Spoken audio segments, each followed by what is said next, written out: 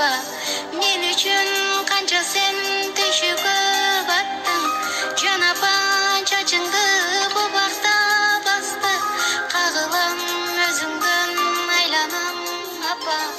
Асылым менин айыгым апа. Биз үчүн бакыттын жолуну курган. Жан апа, сиз үчүн жанымда курман. Анткенде ак сүтүң актаймын апа. Ыйыгым менин асылым апа.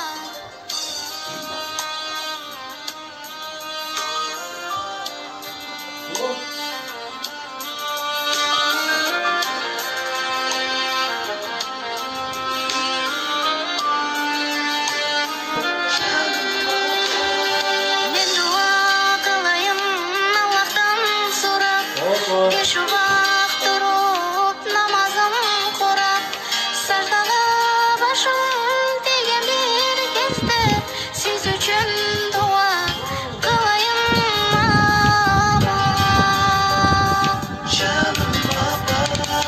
Аллахтан берилген белегиң болуп, жүрөйүн өзүңө керегиң болуп.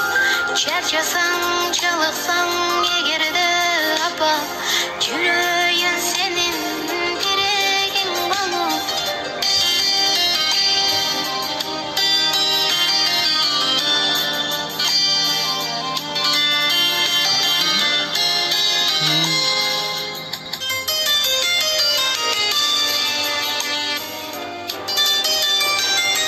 Он сегиз миң ааламдын ээси Алла, сизди да мени да жараткан Алла.